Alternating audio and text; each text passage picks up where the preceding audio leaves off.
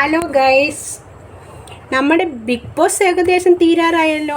ഇനി രണ്ട് ദിവസം ഇല്ല, ഇനി ഒരു രാത്രി കൂടെ ഉള്ളൂ. നമ്മുടെ ബിഗ് ബോസ് 100-ാം ദിവസത്തിലേക്ക് കടന്നിരിക്കുന്നു. അപ്പോൾ വിന്നർ ആരാന്നുള്ള ഏകദേശം ഇപ്പം നമുക്ക് മനസ്സിലായല്ലോ. എങ്ങനെ ആകാതിരിക്കുമെന്നാണ് പറയുന്നത്. അതുപോലുള്ള നാടകമായിരുന്നു ഇന്നലെ രാത്രി അവിടെ കഴിച്ചു കൂട്ടിയത്. പുറത്തുനിന്നുള്ള എല്ലാവരെയും അങ്ങോട്ട് കയറ്റി അവിടെ നിന്ന് 6 പേര് കൊല ചെയ്ത്. 6 പേരില്ല, ഒരാളെ എയിം ചെയ്തുകൊണ്ടാണ് അവരെത്രയും പേരും കയറി വന്നത്. അതിൽ ലക്ഷ്മിയും രഞ്ജിത്തും മാത്രം സത്യത്തിൻ്റെ നേരെ നിന്നു എന്ന് എനിക്ക് പറയാൻ പറ്റത്തുള്ളൂ. വെച്ചാൽ അതിൻ്റെ ലാസ്റ്റ് അത് 100 അത് എല്ലാവരും ശ്രദ്ധിച്ചോന്ന് എനിക്കറിയില്ല. ഒന്ന് ശ്രദ്ധിച്ചാൽ അറിയാം, ആ എപ്പിസോഡ് ശ്രദ്ധിച്ചാൽ അറിയാം. ഇവരുടെ ഈ പ്രോഗ്രാം നടക്കുന്ന സമയത്ത്, ആ പാട്ടിൻ്റെ പ്രോഗ്രാം നടക്കുന്ന സമയത്ത് ഇവർക്ക് ഓൾറെഡി അത് ബന്ദ് ചെയ്തിരുന്നു. അത് റൂം അടച്ചിട്ടിട്ടാണ് അവരത് സെറ്റ് ചെയ്തത്. പക്ഷേ ആ റൂം അങ്ങോട്ട് തുറന്നിട്ട് ഇവരോട് കയറാൻ വരുമ്പോൾ ഫസ്റ്റിൽ ഓടിപ്പോണത് നൂറയാണ്.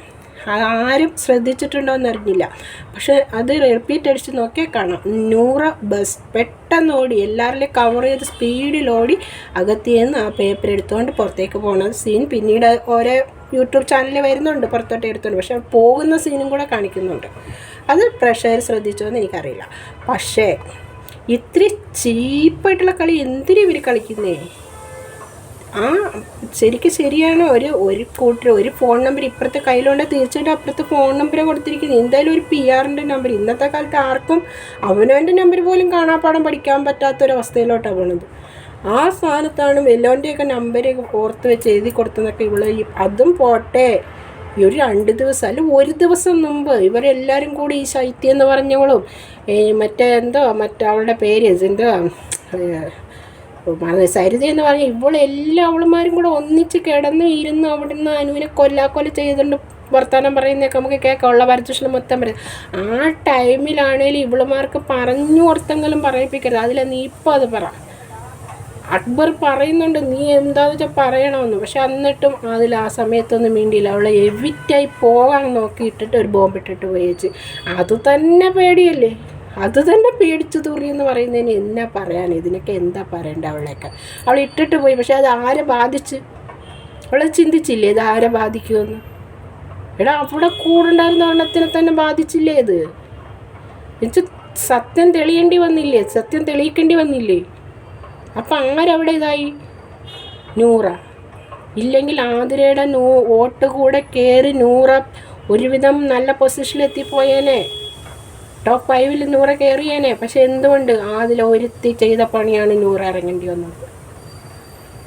ഒരുത്തി കാണിച്ച കള്ളത്തരവാണ്. സത്യമായി ഉള്ളവളായിരുന്നെങ്കിൽ, അവൾ സത്യം ചെയ്തിരുന്നെങ്കിൽ അവൾ തീർച്ചയായിട്ടും ഒരു ദിവസം മുമ്പെങ്കിലും അതവിടെ പറഞ്ഞത് ക്ലിയർ ചെയ്യണമായിരുന്നു. അവരവൾ ഇറങ്ങാൻ നേരം കൊണ്ടിട്ടിട്ട് അങ്ങ് പോയേച്ച്. അപ്പം തന്നെ കള്ളമാണെന്ന് എന്തായാലും എല്ലാവർക്കും മനസ്സിലാവുന്നുണ്ട്. പിന്നെ ഇവൾ എന്ത് നാടകമാണ് കളിച്ചത്? ഇവളെയൊക്കെ പുറത്തിറങ്ങിയാൽ ശരിക്കും പറഞ്ഞാൽ നല്ലത്. എന്നിട്ട് ഈ അകത്തിരിക്കുന്ന അനുമോൾ എങ്ങനെ അറിയുന്നത്? പുറത്ത് PR ഇന്ന പോലെ ശൈത്യനെ അത് പറയും. ഈ ശൈത്യം കളിച്ച നാടകം എന്തായിരുന്നു? അവളെന്താ അലർച്ചയും കൂലും അതിനകത്ത് നടത്തിയത്? അവൾക്ക് ഇറങ്ങാൻ പറ്റുന്നില്ല, അനങ്ങാൻ പറ്റുന്നില്ല. എന്നിട്ട് അവളുടെ റീൽസൊക്കെ എടുത്ത് നോക്കണം. അവിടെ ബെഡ്റൂമിൽ കിടന്ന് മുറിയുടെ അകത്ത് കിടന്നൊക്കെ കളിക്കുന്ന റീൽസൊക്കെ പുറത്ത് വന്ന് കിടക്കുന്നത്. ഇത്ര സങ്കടം പിടിച്ചിരുന്നാൾ ഇങ്ങനെയൊക്കെയാണ് കാണിക്കുന്നത്.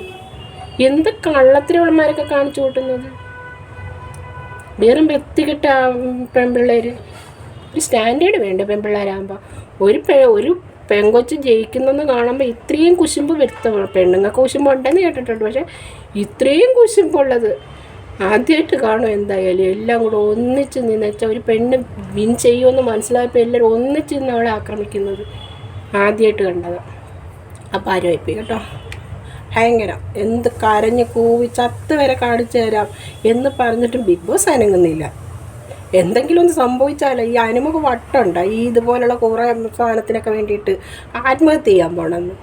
ഇതിനൊക്കെ വട്ടമുണ്ട്. പോകുന്നത് നമ്മുടെ ജീവിതമല്ലേ പോണത്. ഇവളമാർക്കൊക്കെ അവളമാർ പിന്നെയും വിജയിക്കുകയല്ലേ ചെയ്യുന്നത്. നമ്മൾ ഇല്ലാണ്ടാക്കുക എന്നുള്ളതാണ്. ലക്ഷ്മി പറഞ്ഞ പോലെ നമ്മളെ ഇല്ലാണ്ടാക്കുക, അതാണ് അവരുടെ ലക്ഷ്യം. അതിന് നിന്നോടത്ത് അനുമോളെന്തിന് ഇങ്ങനെയുള്ള വർത്തമാനങ്ങൾ? അതതിന് ചെയ്തെങ്കിൽ ചെയ്തു, നിനക്കൊക്കെ എന്ത് ചെയ്യാൻ പറ്റും? ഒറ്റ ചോദ്യം ചെയ്യും. എത്രയും നമ്മൾ പറഞ്ഞിട്ട് കേൾക്കുന്നില്ലോ. ഒന്നിച്ചിങ്ങോട്ട് ഈ ചെന്നായിക്കൂട്ടങ്ങൾ ഒന്നിച്ച് വന്ന് നമ്മളെ ആക്രമിക്കുന്ന രീതിയിൽ അത്രയും ആക്രമിക്കാൻ വന്നപ്പോൾ ഇനി ഞാൻ ചെയ്തു, നിനക്കൊക്കെ എന്നാ ചെയ്യാൻ പറ്റും, പോയി ചെയ്യാമെന്ന് പറയണമായിരുന്നു. അതല്ലേ വേണ്ടത്? ഈ ചുമ്മാ നിന്ന് കരഞ്ഞു കാണിക്കുന്നത്. എന്തായാലും തീർന്നല്ലോ, അതിനുള്ള പണി ദൈവം തന്നെ കൊടുത്തു. അതെനിക്കിഷ്ടപ്പെട്ടു. പിന്നെ അനീഷും അനുമോളും തമ്മിലാണ് ഇപ്പം ഇത് നടക്കുന്നതെങ്കിലും ഇവളുമാരുള്ള ഒരു വാശിക്കും ഈ കാണിക്കുന്ന ഇവളുമാർ കാണിച്ച കുശുമ്പിൻ്റെ പുറത്തും കുഞ്ഞായ്മയുടെ പുറത്തും അനുമോൾ തന്നെ കപ്പ് മേടിക്കണമെന്ന് എൻ്റെ ആഗ്രഹം. ഇത്രയൊക്കെ എനിക്ക് പറയാൻ പറ്റുന്നുള്ളൂ. നമുക്ക് നാളെ ഇന്ന് ലാലേട്ടൻ 9 മണിക്ക് വരും. ശേഷം ഇന്നറിയാം, ബാക്കി നാളെ അറിയാൻ പറ്റുമായിരിക്കും. എന്തായാലും നാളെ ആയിരിക്കും എവിക്ഷൻ. ഇന്നുണ്ടോയെന്ന് നമുക്കറിയത്തില്ല. നാളെ എവിക്ഷനല്ല, നാളെ അതിൻ്റെ ഫൈനലാണ്. അപ്പം ബാക്കി എന്താണെന്ന് വെച്ചാൽ നമുക്ക് നാളെ അറിയാം. Okay, bye guys, see you. അടുത്ത വീഡിയോ ആയിട്ട് നമുക്കിനി വീണ്ടും കാണാം.